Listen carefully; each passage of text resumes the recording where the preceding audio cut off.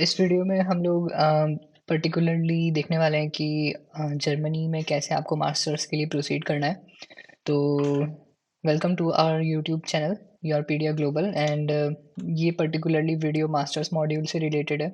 जो भी मास्टर्स को लेके टारगेट कर रहे हैं जर्मनी में, उन पर्टिकुलरली उन स्टूडेंट्स के लिए ये वीडियो वो टारगेटेड ऑडियंस है इस वीडियो के लिए। तो स्टार्ट करने से पहले हम बेसिक चीज़ें देख लेते हैं कि जर्मनी में आपको बेसिकली टाइमलाइंस क्या-क्या फ़ॉलो करनी होती हैं। तो सबसे इम्पॉर्टेंट किसी भी कंट्री के लिए अगर आप मास्टर्स प्रोग्राम चेक कर रहे हो, तो उसमें बेटर यही है पहले कि आप ये चेक कर लें कि उनकी डेडलाइंस क्या-क्या हैं। तो जर्मनी में समर इनटेक जो होता है तो बिफोर मैं समर इनटेक, विंटर इनटेक और इन सब में जंप करूँ, उससे पहले मैं आपको समझा देता हूँ कि वर्ल्ड में जनरली 4 टाइप के इनटेक्स होते हैं, ठीक है? सबसे पहला होता है कि स्प्रिंग इनटेक, फिर आपका होता है समर इनटेक, फिर होता है फॉल इनटेक और विंटर इनटेक। तो ये सब टर्मिनोलॉजीज़ कंट्री वाइज़ डिपेंड करती हैं। तो जैसे जर्मनी में ये लोग बोलते हैं समर एंड विंटर इनटेक्स। तो समर इनटेक्स यूजुअली 15 मार्च या 1 अप्रैल से स्टार्ट होता है और इसकी डेडलाइन होती है 15 जनवरी इंटरनेशनल स्टूडेंट्स के अप्लाई करने के लिए। वहीं विंटर इनटेक की स्टार्ट होता है 15 सितंबर या 1 अक्टूबर से और इसकी डेडलाइन्स होती हैं 15th जुलाई के आसपास, जो इंटरनेशनल स्टूडेंट्स जिस पे अप्लाई करते हैं। बट दूसरी कंट्रीज़ में आप देखोगे कि स्प्रिंग इनटेक बोला जाता है, ठीक है? स्प्रिंग इनटेक बेसिकली बहुत कम होता है, यूजुअली यूरोप में तो नहीं होता है एटलीस्ट, बट अगर होगा तो भी वो 1 जनवरी से स्टार्ट होगा, ठीक है? और फॉल इनटेक ज़रूर पॉपुलर है पूरे वर्ल्ड में। फॉल इनटेक और विंटर इनटेक्स बहुत पॉपुलर होते हैं। तो फॉल इनटेक आपका होता है बेसिकली 1 अगस्त के आसपास। तो ये चीज़ें बेसिकली 1 अगस्त से शुरू होता है। तो जनरली जो स्टूडेंट्स नॉर्डिक कंट्रीज़ में अप्लाई कर रहे हैं, तो उनके उनके लिए फॉल इनटेक ही एकमात्र इनटेक होता है, जिसके लिए वो 1 दिसंबर तक की जो डेडलाइन्स होती हैं, जैसे मान लीजिए अगले साल आप 1 अगस्त से क्लासेस स्टार्ट करना चाहते हैं आपके मास्टर्स के लिए, तो उसकी डेडलाइन्स 1 दिसंबर है, जो कि ऑलरेडी शुरू हो चुका है इनटेक, राइट? तो आप अगर इस टाइम पे अप्लाई करना चाहते हैं, तो एटलीस्ट नॉर्डिक कंट्रीज़ में अगर अप्लाई कर रहे हैं, जैसे कि स्वीडन, फ़िनलैंड या फिर इटली में भी अगर अप्लाई कर रहे हैं, तो आपको जनरली आपको यही देखने को मिलेगा कि आपकी डेडलाइन्स बेसिकली 1 दिसंबर होंगी या फिर 15th दिसंबर के आसपास होंगी। तो ये एक जनरल सा टाइमलाइन है। बट हाँ, जर्मनी के लिए हमने देखा कि 15 मार्च या 1 अप्रैल से जो सेमेस्टर स्टार्ट होता है, उसके लिए डेडलाइन 15 जनवरी है और जो सेमेस्टर 15 सितंबर या 1 अक्टूबर से स्टार्ट होता है, उसकी डेडलाइन 15 जुलाई है। तो जनरली हमारा ये सजेशन होता है स्टूडेंट्स को कि आप 6 महीने एटलीस्ट बफर अपने पास रखो, सो दैट आपके सारे जो डॉक्यूमेंट्स हैं वो बहुत अच्छे से प्रिपेयर्ड हो और आपको इनफ टाइम मिले हर चीज़ को एनालिसिस करने के लिए। So it is always wise to check the deadlines from university webpage, as some programs may have different dates to start to apply. Okay. Okay, तो अब ये एक सिंपल सा फ्लो चार्ट बनाया है, जिसको हम अच्छे से एनालाइज़ करेंगे और यहीं पे आपको सारे जो आपके डाउट्स हैं ना, वो यहीं पे सॉल्व हो जाएँगे। तो आपने अगर आज मन बनाया है, आपको मान लीजिए जर्मनी में एमएस करने के लिए आज मन बनाया है आपने मान लीजिए, तो सबसे इम्पोर्टेंट चीज़ है कि आज के आज ही आप एपीएस सर्टिफ़िकेट के लिए अप्लाई कर दो। ये एक पैसिव एक्टिविटी है जो आपके बैकग्राउंड में चलता रहेगा और इसके पैरेलल आप दूसरी चीज़ें बहुत सारी कर पाओगे, ठीक है? तो ये टाइम टेकिंग है, इसको जनरली 2 से 3 मंथ्स लग जाते हैं, बट इसकी लाइफ टाइम वैलिडिटी भी है और इसके लिए आपको 18,000 इंडियन रुपीज़ पे करना होगा और ये आपके सारे डॉक्यूमेंट्स वेरीफाई कर देगा। एक डिजिटल सर्टिफिकेट आपको मिलेगा इसके थ्रू और वो फिर आप हर जगह अप्लाई उसको बेसिकली यूज़ कर पाओगे। तो एक आज ही आपको एपीएस के लिए अप्लाई कर देना चाहिए, अगर आज ही आपने मन बनाया है जर्मनी में एमएस करने के लिए, ठीक है? तो ये एक स्टेप हो सकता है आपके लिए जो कि इम्पोर्टेंट होगा।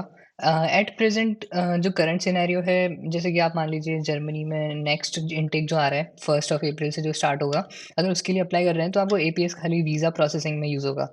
यूनिवर्सिटीज़ एट प्रेज़ेंट नहीं माँग रहे हैं एपीएस सर्टिफ़िकेट, बट जो आपका विंटर इनटेक 2024 और उसके बाद आपको एपीएस सर्टिफ़िकेट यूनिवर्सिटीज़ भी माँगेंगे।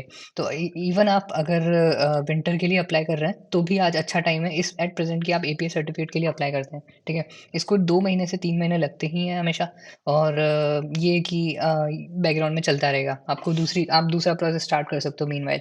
तो जब आपने एपीएस सर्टिफ़िकेट के लिए जब आपने अप्लाई कर दिया, सबमिट कर दिया एप्लीकेशन, इसको हार्डली 1 दिन लगेगा आपको पूरा प्रोसेस करने में। तो इसको करने के बाद आप चेक कर सकते हो डार्ट पोर्टल या आप यूनिवर्सिटी का वेबसाइट भी चेक कर सकते हो, जहाँ पे बेसिकली आपको अपने मनचाहे प्रोग्राम या स्पेशलाइज़ेशन चेक करना होगा। तो ये आपके पास पता होना चाहिए कि आप किस चीज़ के लिए अप्लाई करना चाहते हैं, राइट? ओके, मैं आगे की स्टेप पे जाऊँ उससे पहले हम ये देख लेते हैं कि in future uni assist itself is going to ask for APS certification and you will need to have to gain VPD. So VPD पाने के लिए आपको एपीएस सर्टिफिकेट देना ही पड़ेगा नेक्स्ट ईयर से।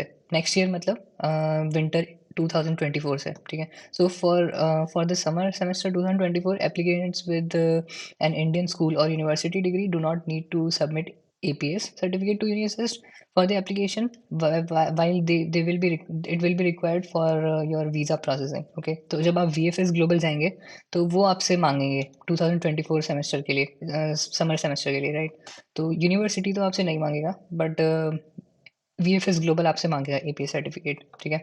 तो ये तो हमारा डिस्कशन हो गया एपीएस सर्टिफिकेशन से रिलेटेड। तो जैसे ही आपने इसको आज मान लीजिए 25 अक्टूबर है, 25 अक्टूबर को आपने अप्लाई किया एपीएस के लिए, तो मान लीजिए 25 नवंबर, 25 दिसंबर और 1 जनवरी या 5 जनवरी के आसपास आपको मिल जाता है एपीएस सर्टिफिकेट, ठीक है।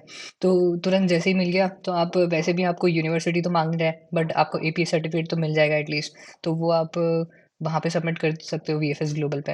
मीनवाइल आप अपने यूनिवर्सिटी एडमिशन्स और जो एप्लीकेशंस है उसको कंप्लीट कर सकते हो। तो इसको आप बस अप्लाई करके रख दीजिए और फिर आप है ना फिनिश अपने आईएलटीएस पे फोकस कीजिए और जो भी प्रोफिशिएंसी एग्ज़ाम्स हैं वो आपको फिनिश करने चाहिए। तो इंग्लिश प्रोफिशिएंसी एग्ज़ाम में आईएलटीएस दे सकते हो, टोएफल दे सकते हो। अदरवाइज़ आपकी जो अगर यूनिवर्सिटी एक्सेप्ट कर रहा है medium of instruction English document वो भी चलेगा। तो जनरली आपको अगर बिल्कुल प्रिपरेशन नहीं है तो 1 महीना लग सकता है मैक्सिमम आईएलटीएस के लिए। वरना हमारे जो मेंटर्स हैं योरपीडिया पे वो 15 डेज़ में भी शायद करवाते हैं, तो आप वो कॉल करके डिस्कस कर सकते हो। क्योंकि मुझे नहीं लगता अगर किसी का बैकग्राउंड अच्छा है तो उसको 15 डेज़ से ज़्यादा लगने चाहिए। 15 डेज़ भी बहुत मैक्सिमम होता है मतलब जनरली। मैंने काफ़ी स्टूडेंट्स को देखा है जो 10 दिन में आईएलटीएस फिनिश कर लेते हैं, जो जिनका अच्छा बैकग्राउंड होता है, इंजीनियरिंग बैकग्राउंड होता है जनरली और जो 12th तक इंग्लिश मीडियम में पढ़े होते हैं, राइट। और उसके पैरेलल में आप जब वो फाइंड आउट कर लोगे आपके बेसिकली आपने कोई प्रोग्राम शॉर्टलिस्ट किया हुआ है, स्पेशलाइजेशन शॉर्टलिस्ट किया हुआ है, तो उसकी आप रिक्वायरमेंट्स और डॉक्यूमेंट्स अपने चेक कर सकते हो इसके मीनवाइल। तो जैसे आईएलटीएस की जो 10-15 दिन आप क्लासेस लगा रहे हो और फिनिश कर रहे हो आईएलटीएस, उसी बीच में आप अपने ये डॉक्यूमेंट्स वगैरह भी कलेक्ट कर सकते हो सारे, ठीक है। जैसे ही आपका आईएलटीएस फिनिश हो गया, रिजल्ट आ गया, तो आप अपना यूनिअसिस्ट पे डॉक्यूमेंट वेरिफिकेशन के लिए अपलोड कर दीजिए और एट द सेम टाइम आप यूनिवर्सिटी का जो एप्लीकेशन पोर्टल है उस पे भी अपना एप्लीकेशन स्टार्ट कर दीजिए। जो मान लीजिए आप टेक्निकल यूनिवर्सिटी म्यूनिख के लिए अप्लाई कर रहे हैं, तो टेक्निकल यूनिवर्सिटी म्यूनिख का अपना खुद का एक पोर्टल है campus.tum.de, तो आपको वहाँ पे अपना एप्लीकेशन स्टार्ट करना होगा और एट द सेम टाइम आपको वीपीडी खरीद के और वहाँ पे डॉक्यूमेंट्स वेरीफाई करवाने होंगे टीयूएम के लिए या किसी और यूनिवर्सिटी के लिए। तो ये 2 प्रोसेस आप पैरेलल में कर सकते हो क्योंकि आपको वीपीडी चाहिए होगा यहाँ यूनिवर्सिटी पे अपलोड करने के लिए। वीपीडी आपको यूनिएसएस देगा, एक सिंपल डॉक्यूमेंट होता है जहाँ पे आप डॉक्यूमेंट्स वेरीफाई करवा के वो प्रूव करेंगे कि हाँ डॉक्यूमेंट्स आर वेरीफाइड और उसका जो सर्टिफिकेट आपको मिलेगा वो आपको यूनिवर्सिटी के एप्लीकेशन पोर्टल पे डालना होगा। तो ये प्रोसेस आप पैरेलली दोनों साथ में कर सकते हो और फिर आपको हो सकता है यूनिवर्सिटी पूछे कि एप्टीट्यूड असेसमेंट भी पूछ सकता है, जैसे कि टेक्निकल यूनिवर्सिटी म्यूनिख पूछता है कि गेट या फिर GRE, right. But most of the universities नहीं पूछते हैं अदर देन टीयूएम और आरडब्ल्यूटीएच आखन। तो इन 2 यूनिवर्सिटीज़ के अलावा मुझे नहीं लगता कोई ज़्यादा आपसे गेट या जीआरई का कोई रिक्वायरमेंट रखेगा, राइट। तो बट हाँ, रिक्वायरमेंट्स फॉर श्योर आप चेक कर लीजिए। तो इसको चेक करने के बाद जब आपके पास फाइनली सबमिट कर देते हो, जैसे मान लीजिए 15 जनवरी डेडलाइन है, तो आप ये प्रोसेस फिनिश करने के बाद आपको नेक्स्ट नेक्स्ट स्टेप पे आएगा आपको ऑफर लेटर। और जैसे ही ऑफर लेटर आ गया तो फिर वीएफएस ग्लोबल के थ्रू आप अपना वीज़ा प्रोसेसिंग स्टार्ट कर दीजिए और फिर आपको जो भी ब्लॉक्ड अकाउंट और रेंटल एग्रीमेंट जो भी एक्स्ट्रा रिक्वायरमेंट्स हैं वो आप फिनिश कर सकते हो।